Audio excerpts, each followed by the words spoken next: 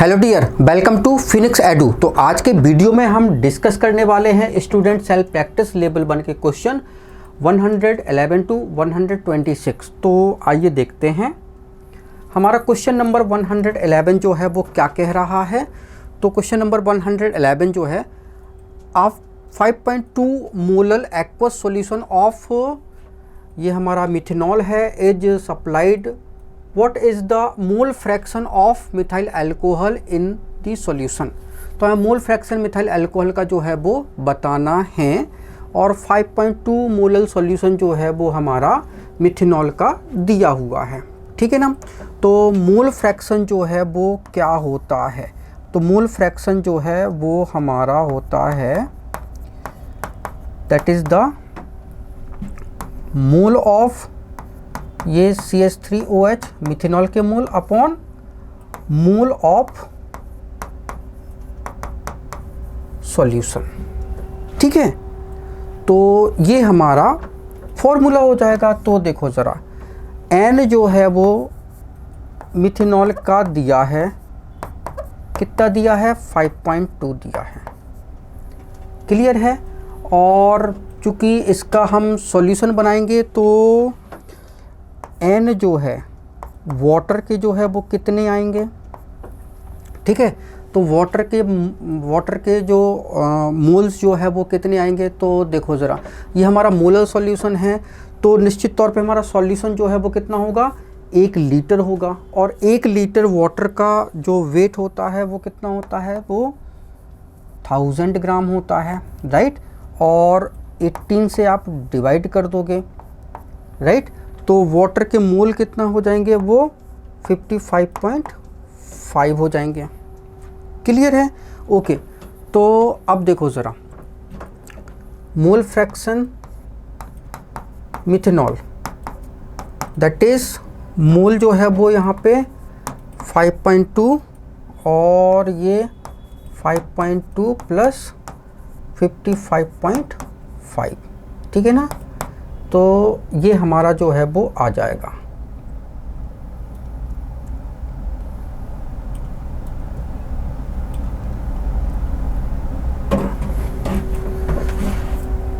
ये 55.5 प्लस 5.2 कर देते हैं, तो ये आ गया हमारा 60.7 और 5.2 60.7, ठीक है।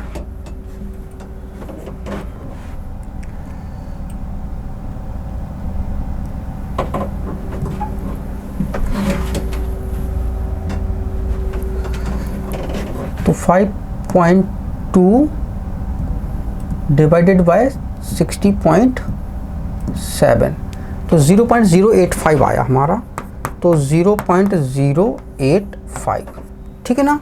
तो 0.085, तो आप इसको 0.086 जो है वो कंसीडर करोगे, तो ये आपका जो है वो आंसर 4 करेक्ट हो जाएगा, ठीक है। आगे देखते हैं। The density of solution containing 13% by mass of sulfuric acid is 1.09 ग्राम पर millilitre. Calculate the molarity of the solution. तो मोलैरिटी जो है वो सॉल्यूशन की बतानी है, ठीक है। तो हमको क्या दिया है, हमको परसेंटेज जो है वो 13% दिया हुआ है, ठीक है। डेंसिटी जो है वो हमको दी गई है, कितना दी गई है, 1.09 ग्राम पर मिलीलीटर, ठीक है। और हमको मोलैरिटी जो है वो डिटरमाइन करनी है। तो डेंसिटी और परसेंटेज अगर गिवन है तो मोलैरिटी के लिए डायरेक्ट फॉर्मूला हम आपको बता देते हैं, ठीक है। कितना होगा, that is the density into percentage into 10 by molar weight, ठीक है। ये तो मोलैरिटी जो है वो, डेंसिटी जो है वो 1.09, ये कैसे आई अभी हम बता देते हैं, ये फॉर्मूला कैसे आया। और परसेंटेज जो है वो 13 इंटू 10 करोगे अपॉन मोलर वेट जो है वो आपका सॉल्यूशन H2SO4 है, तो H2SO4 मतलब 98 होता है, ठीक है।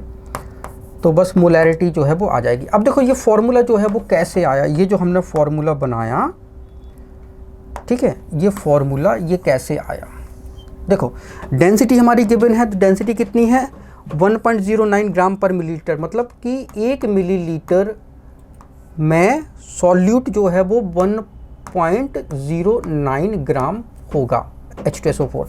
तो चूँकि मोलैरिटी निकालनी है तो 1 लीटर मतलब 1000 मिलीलीटर में कितना होगा, तो 1.09 अपॉन ये आपका 1000 मल्टीप्लाई करना पड़ेगा, ठीक है, तो 1.09 इंटू 1000 ग्राम, ये क्या हो जाएगा आपका सॉल्यूशन H2SO4 सॉल्यूशन। अब इस इतने में मतलब 1.09 इंटू 1000 में हमारा सॉल्यूट कितना है, केवल 13% है, तो 13/100, ठीक है ना। तो 100 ग्राम सॉल्यूशन में 13 ग्राम है, तो इतने में कितना होगा, तो ये आ जाएगा आपका 2 जीरो से 2 जीरो कैंसिल, ठीक है। तो देखो ये हमारा क्या हो गया डेंसिटी, ठीक है, ये 10 इंटू 13 मतलब परसेंटेज हो गया, इसको आप परसेंटेज लिख सकते हो, ठीक है। तो ये क्या हो गया, that is the mass of solute, ठीक है। तो मोलैरिटी क्या होती है, मोलैरिटी होती है mass of solute upon molar weight into volume litre में। तो 1 लीटर में सॉल्यूट का मास इतना है, राइट। तो वॉल्यूम 1 लीटर है, सॉल्यूट का मास हमको ये पता है, डेंसिटी 10 इंटू परसेंटेज, ठीक है ना। तो डेंसिटी 10 और परसेंटेज और मोलर वेट ये है, ठीक है ना। तो ऐसे जो है वो हमारा फॉर्मूला जो है वो आ जाता है। तो ये हमारा मोलैरिटी का फॉर्मूला जो है वो आ जाएगा, ठीक है ना। तो बस अब आपको जो है इसको सॉल्व करना है, तो सॉल्व कर ही देते हैं, राइट। तो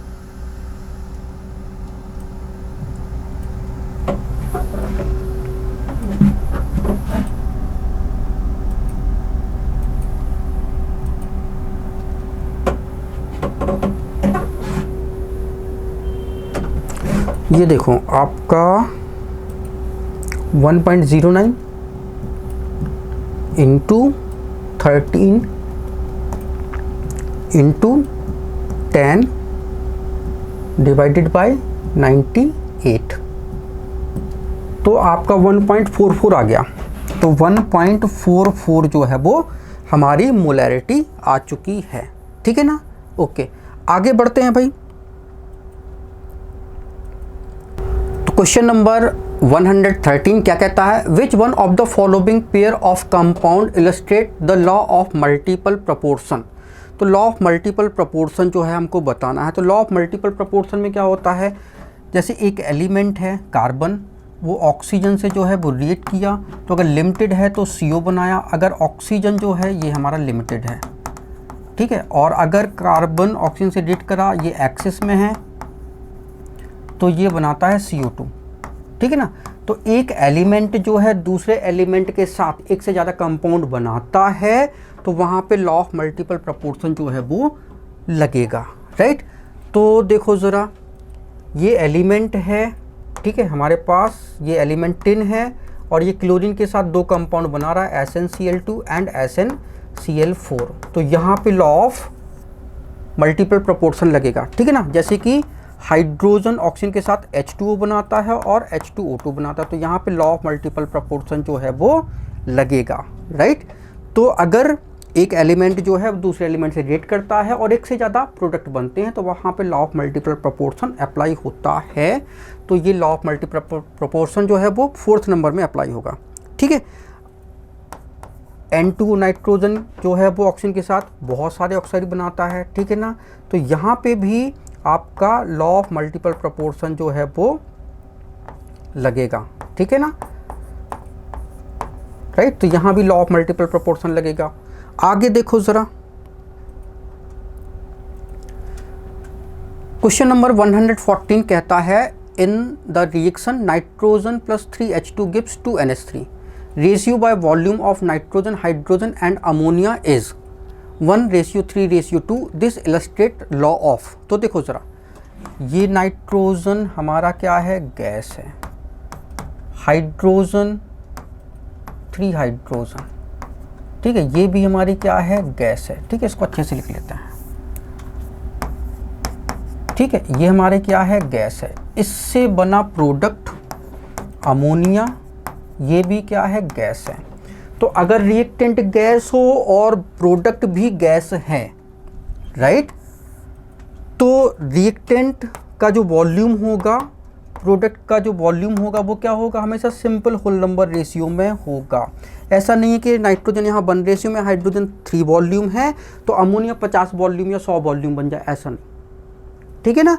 तो सिंपल होल नंबर रेशियो में रहता है। और ये हमें गैलियोसिक गैसियस वॉल्यूम से पता चला, तो ये गैलियोसिक गैसियस वॉल्यूम का लॉ है। तो 4th नंबर आपका करेक्ट हो जाएगा, ठीक है ना। आगे बढ़ते हैं। क्वेश्चन नंबर 115 कहता है different proportion of oxygen in the various oxide of nitrogen, prove the law of, ठीक है ना।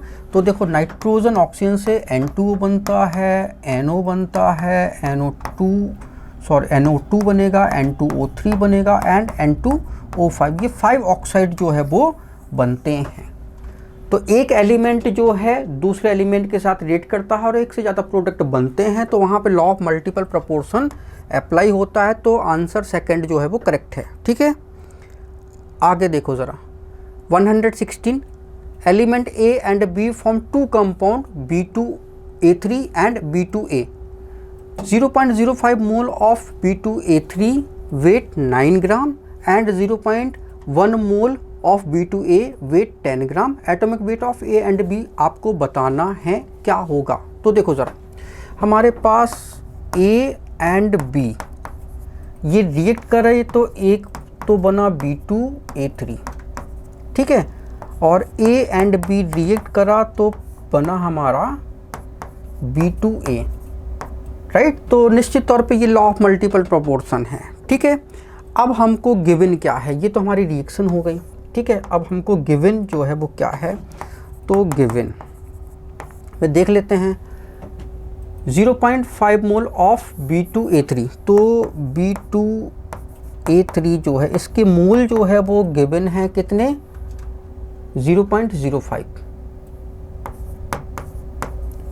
ठीक है, ये मोल है। और क्या गिवन है, वेट जो है वो 9 ग्राम है, तो वेट भी गिवन है इसका 9 ग्राम, ठीक है। अब जो हमारा B2A है इसका मोल देखो 0.1, ठीक है, और वेट जो है वो 10 ग्राम,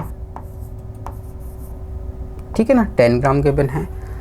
अब हमको बताना है atomic weight A and B बताना है, ठीक है ना, ओके।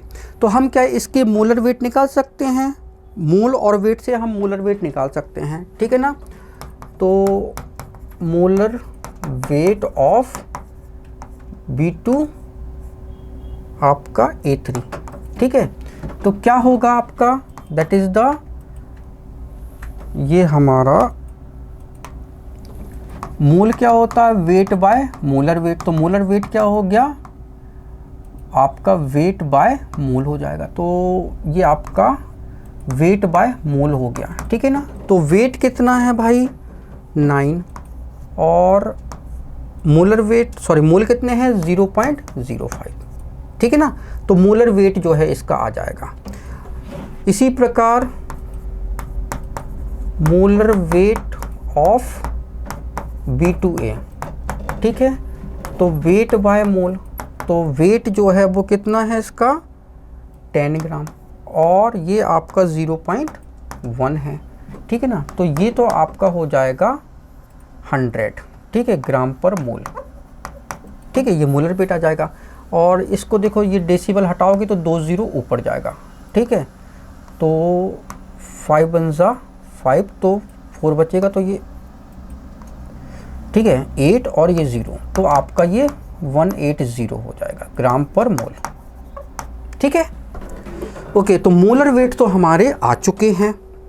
अब मोलर वेट आ गए तो बस एटॉमिक वेट आ जाएगा। तो देखो ज़रा इस इक्वेशन को जो है बैलेंस कर लो भाई, यहाँ पे 2b और ये 3a कर लो, और यहाँ पे 2b और ये a, इक्वेशन बैलेंस हो गया, ठीक है ना। तो हमारा जो है 3a + 2b, ठीक है, इसका मोलर वेट जो है वो कितना आया 180, ठीक है, ये सम। और A + 2B ये कितना आया, ये 100 आया, ठीक है ना। हमारे दो इक्वेशन तैयार हो गई और इस इक्वेशन को हम सॉल्व करेंगे तो ये नेगेटिव यहाँ नेगेटिव कर दो और यहाँ नेगेटिव कर दो, तो ये नेगेटिव पॉजिटिव कैंसिल हो जाएगा, ये 2A बचेगा और ये बचेगा 80, तो A जो है वो आ जाएगा 80/2, तो ये 40 हो गया, ठीक है। तो A का एटॉमिक वेट तो 40 हो गया। अब हमें B का चाहिए, तो क्या करें हम, B का चाहिए तो इक्वेशन में हम जो है वो A की वैल्यू पुट कर देंगे, राइट। तो कर देते हैं भाई,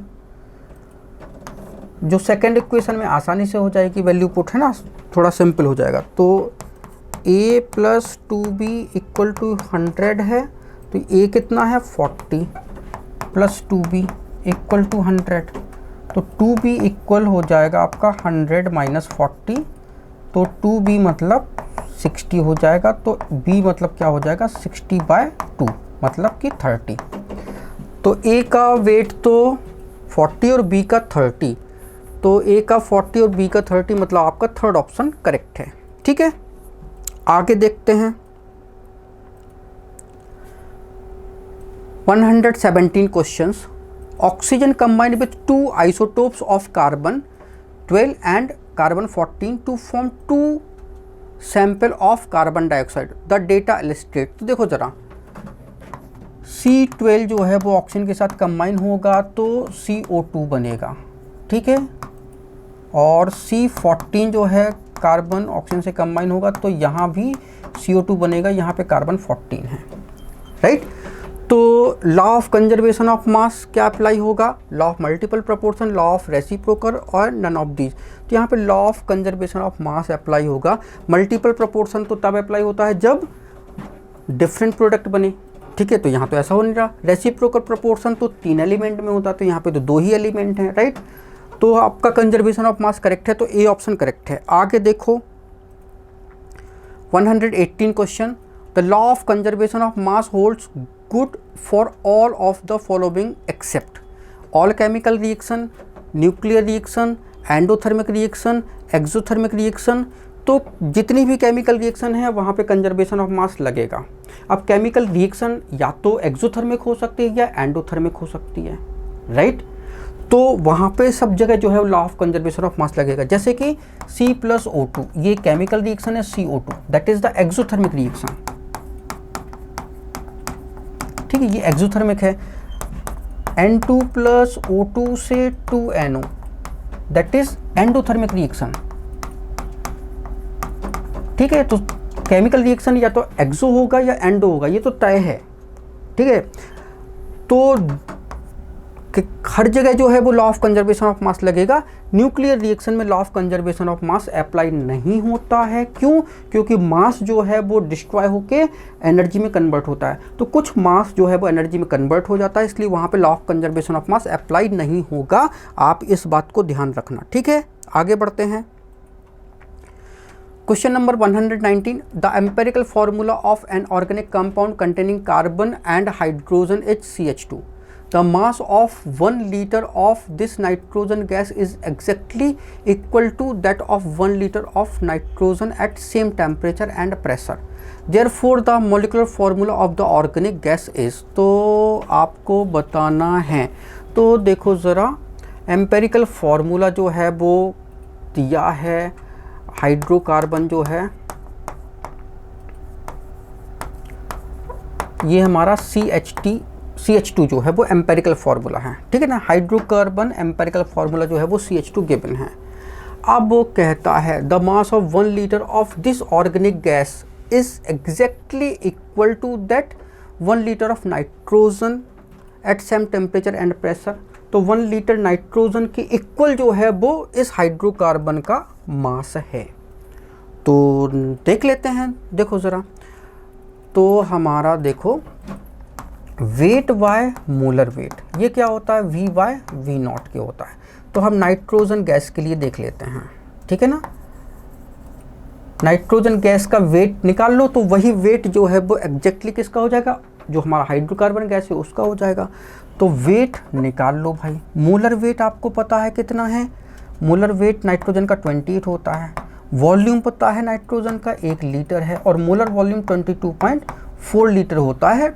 वो सेम टेम्परेचर एंड प्रेशर की बात कर रहा है, तो हमने मान लिया कि टेम्परेचर जो है वो कितना है 0 डिग्री सेल्सियस मतलब 273 केल्विन, और प्रेशर 1 एटमॉस्फेयर मान लिया हमने। तो वेट जो है वो हमारा आ जाएगा 28/22.4 ग्राम। ठीक है, तो ये वेट जो है नाइट्रोजन का वेट है, और इतना ही वेट जो है वो किसका है, जो हमारी हाइड्रोकार्बन गैस है उसका है। क्लियर है। अब हमें क्या करना है, मॉलिक्यूलर फॉर्मूला जो है वो हमें इसका चाहिए। तो एम्पिरिकल फार्मूला तो पता है, मॉलिक्यूलर फार्मूला चाहिए। तो अगर हमको मोलर मास पता चल जाए तो बस n आ जाएगा, और n से जो है वो हम मॉलिक्यूलर फार्मूला निकाल लेंगे। तो मोलर मास जो है वो हम निकालते हैं हाइड्रोकार्बन का, ठीक है ना। तो हाइड्रोकार्बन का मोलर मास निकालते हैं तो ये क्या होता है, weight by molar weight, volume by molar volume. ठीक है, तो वेट तो हाइड्रोकार्बन का कितना है, वेट तो हाइड्रोकार्बन का है 28 डिवाइडेड बाय 22.4, ये वेट है, और मोलर वेट हमको चाहिए है। ठीक है, इक्वल टू वॉल्यूम जो है वो कितना है, ये भी जो है वो 1 लीटर ही है। ठीक है, और ये मोलर वॉल्यूम कितना है 22.4 लीटर है। ठीक है ना, तो मोलर वेट जो है वो हमारा आ जाएगा, इसको थोड़ा सा साफ कर देते हैं। ठीक है ना, तो 28/22.4 into molar weight equal to 1/22.4। ठीक है, इसको हम ऐसा लिख देंगे, तो हमको यही तो चाहिए है मोलर वेट। तो कितना हो जाएगा 28 इंटू ये क्रॉस मल्टीप्लाई कर दो तो 22.4/22.4। ठीक है, ये नीचे है। ठीक है, ओके, ये से हमारा ये कट गया, तो मोलर वेट जो है वो आपका 28 आ गया। ठीक है, तो अननोन गैस है उसका मोलर वेट जो है वो 28 आ गया। ठीक है, तो n जो है that is the molar weight, ठीक है, अपॉन एम्पेरिकल फॉर्मूला वेट। ठीक है, तो मोलर वेट तो 28 आ गया हाइड्रोकार्बन गैस का, और आपको CH2 तो कितना हो जाएगा 12 और 2 14, तो ये आपका 2 हो गया। तो मॉलिक्यूलर फॉर्मूला ये चाहिए हमें, ये होता है एम्पेरिकल फॉर्मूला इंटू n। तो एम्पेरिकल फॉर्मूला तो आपको पता है कितना है, एम्पेरिकल फॉर्मूला CH2 है और N2 आ गया, तो आपका C2H4 हो जाएगा। ठीक है ना, तो मॉलिक्यूलर फॉर्मूला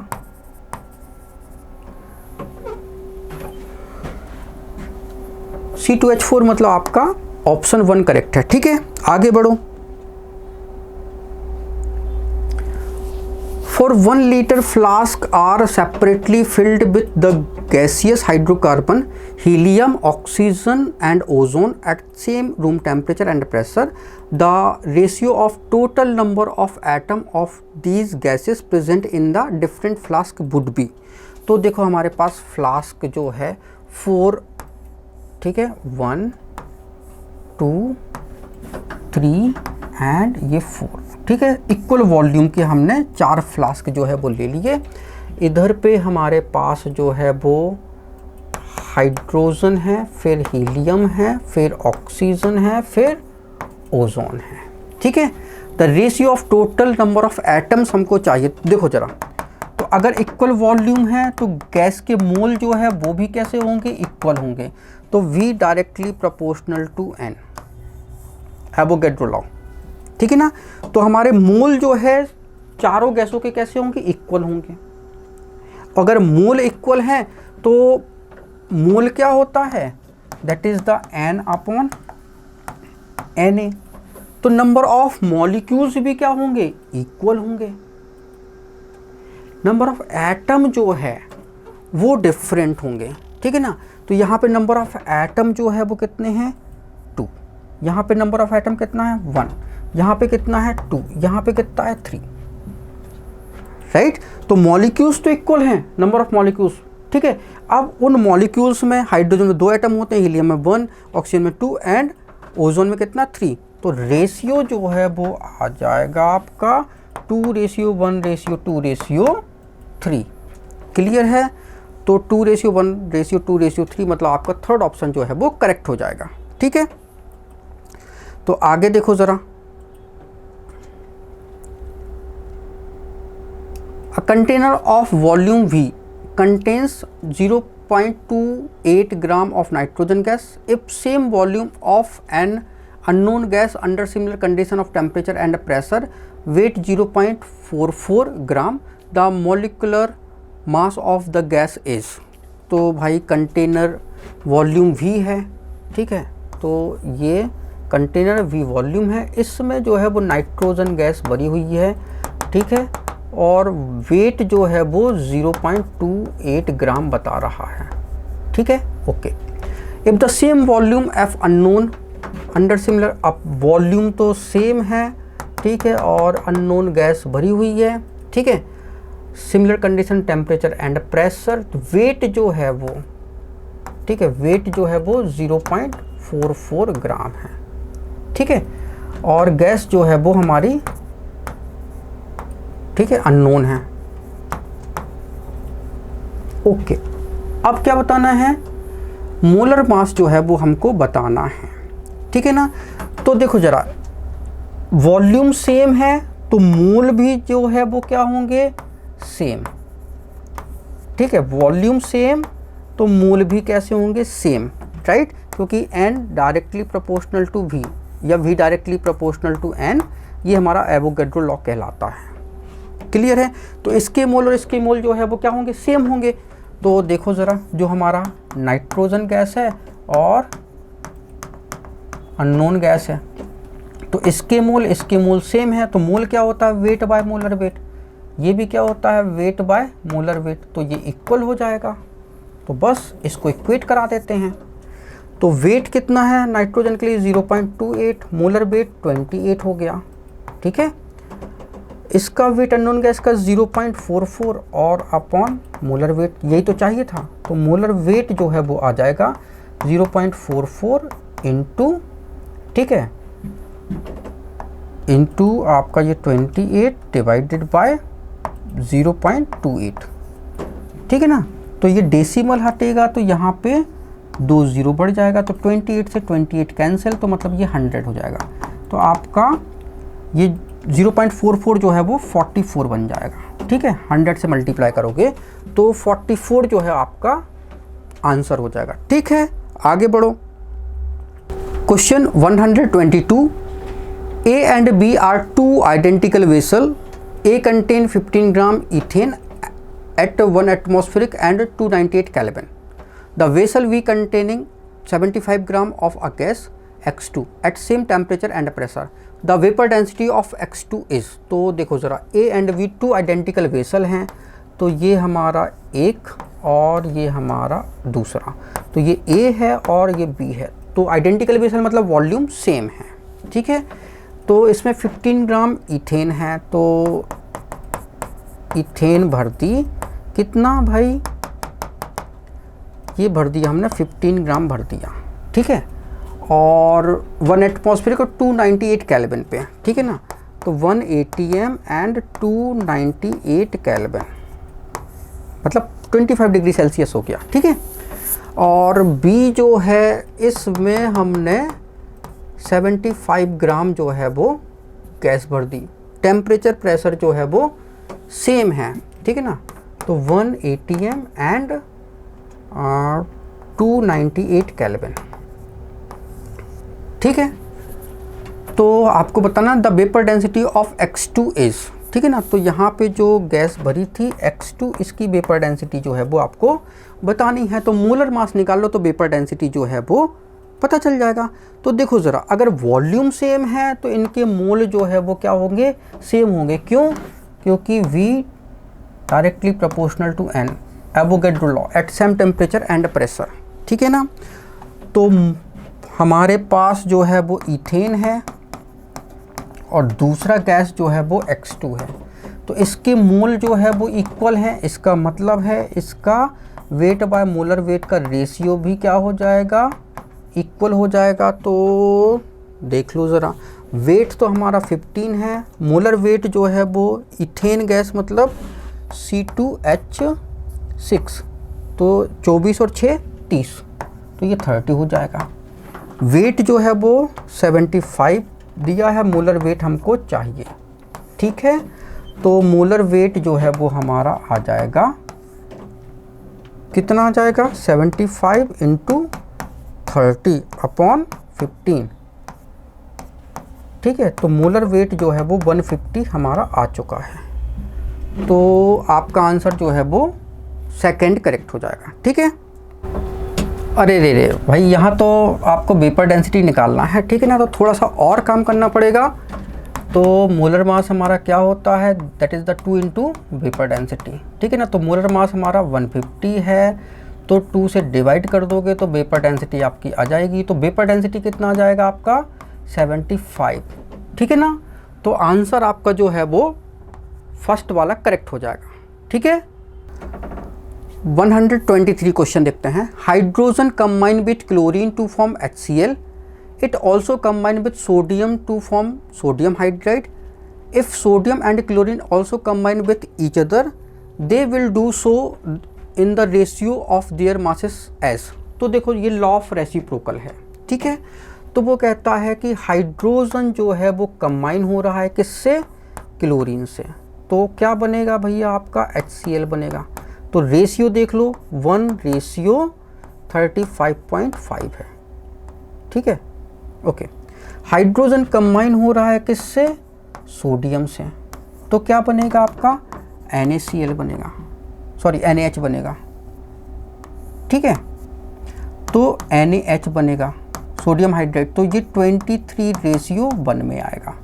और सोडियम कंबाइन करेगा क्लोरीन से, तो ये बनेगा NaCl। अब इसका रेशियो बताना क्या है, तो ये लॉ ऑफ रेसिप्रोकल है। तो देखो यहाँ पे एक एलिमेंट के मास को फिक्स कर दो, तो हमने यहाँ पे एक एलिमेंट के मास को हम कर देते हैं फिक्स। तो हाइड्रोजन का मास 1 है, हाइड्रोजन का मास यहाँ भी 1 है, फिक्स है। तो सोडियम एंड क्लोरीन का रेशियो 23:35.5 है, ठीक है, यहाँ पे और यहाँ पे, ठीक है। सोडियम 23 में है और क्लोरीन जो है 35.5 में है, ठीक है। कब, जब ये दोनों जो है वो हाइड्रोजन से रिएक्ट कर रहे थे तब, ठीक है। जब ये दोनों आपस में रिएक्ट करेंगे तो या तो उनका रेशियो सेम होगा या फिर इसका कोई मल्टीपल होगा। मतलब हो सकता है कि ये डबल हो जाए 46, ये वही रहे रेशियो 35.5, ये हो सकता है। या फिर हो सकता है कि ये तो 23 ही रहे और ये डबल हो जाए तो ये 71 हो जाए, राइट, ये हो सकता है। तो जो भी रेशियो होगा, तो सोडियम का रेशियो 23 के मल्टीपल में होगा और क्लोरीन का रेशियो जो है वो 35.5 के मल्टीपल में होगा। या तो दोनों एग्जैक्ट यही रेशियो में होंगे, अगर कोई दूसरा डिफरेंट रेशियो तो वो इनके मल्टीपल में ही आएगा, ठीक है। मतलब ये सोडियम 40 नहीं हो सकता, क्यों, क्योंकि 40 जो है वो 23 के मल्टीपल में नहीं आता, क्लियर है। तो एग्जैक्ट रेशियो जो है वो यहाँ पे 23 रेशियो 35.5, तो यही आपका जो है वो करेक्ट है, ठीक है। अगर कोई दूसरा रेशियो होता तो सोडियम का रेशियो 23 के मल्टीपल में और क्लोरीन का रेशियो जो है वो 35.5 के मल्टीपल में होता। आगे बढ़ो, हमारा क्वेश्चन नंबर 124 कहता है 2 flask A and B of equal capacity of volume containing ammonia and sulfur dioxide gas respectively under similar conditions which flask has more number of moles। तो किस में नंबर ऑफ मोल्स जो है वो ज़्यादा होंगे, तो देखो ज़रा, ये फ्लास्क हमारा जो है वो A है और चूँकि इक्वल कैपेसिटी है मतलब वॉल्यूम जो है वो सेम है, ठीक है ना। तो वॉल्यूम सेम है तो मोल जो है वो डायरेक्टली प्रोपोर्शनल होते हैं वॉल्यूम के, तो मोल भी सेम होंगे। Avogadro law, under the same condition of temperature and pressure, तो मोल जो है भाई दोनों जगह सेम होंगे, तो बोथ हैव सेम मोल, ठीक है, डिफरेंट नहीं होंगे मोल, आ रही बात समझ में? आगे बढ़ते हैं। 125 if law of conservation of mass was to hold true then 20.8 gram of barium chloride on reaction with 9.8 gram of H2SO4 will produce 7.3 gram of HCl and barium sulphate equal to. तो देखो ज़रा, हमारे पास barium chloride है और ये react कर रहा है H2SO4 से, ठीक है। तो निश्चित तौर पे बेरियम सल्फेट बनेगा और बन जाएगा हमारा HCl, ठीक है।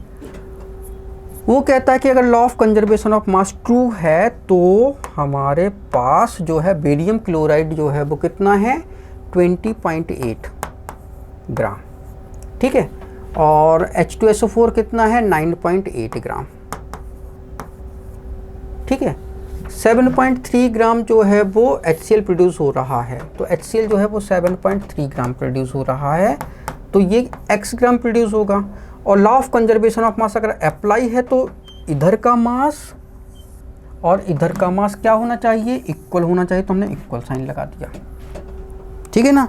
ये जोड़ लो भाई, कितना होता है ये 16, तो ये 10 हो जाएगा, ठीक है, और ये 3 हो जाएगा, तो 30.6 हो गया, इक्वल टू x प्लस 7.3, तो x इक्वल टू 30.6 माइनस करोगे 7.3 को, तो ये 3 और ये 3 और ये 2, 23.3, तो 23.3 मतलब आपका सेकंड आंसर जो है वो करेक्ट हो गया, ठीक है। आगे बढ़ते हैं। तो हमारा क्वेश्चन जो है 126 कहता है when 100 gram of ethylene polymerise to polyethylene according to equation n CH2 double bond CH2, ठीक है। तो the weight of polyethylene produced will be, तो देखो जरा, ये CH2 डबल बॉन्ड CH2, ठीक है, ये पॉलीमराइजेशन हो रहा है, ठीक है ना।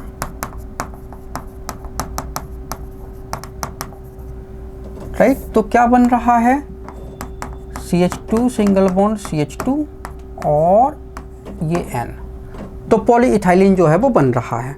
अब चूंकि ये 100 ग्राम है तो लॉ ऑफ कंजर्वेशन ऑफ मास तो लगेगा, chemical reaction law of conservation of मास लगता ही लगता है, तो ये भी जो बन रहा है 100 ग्राम ही होगा। क्लियर है? तो बस आपका जो है ऑप्शन जो है वो 100 ग्राम मतलब सेकंड ऑप्शन जो है वो करेक्ट हो गया। Thank you so much for watching this video. अगर वीडियो अच्छा लगा तो प्लीज़ इसको लाइक करें, उसको शेयर करें। अगर आपने चैनल को सब्सक्राइब नहीं किया है तो प्लीज़ चैनल को सब्सक्राइब कर लें। Thank you once again for watching this video.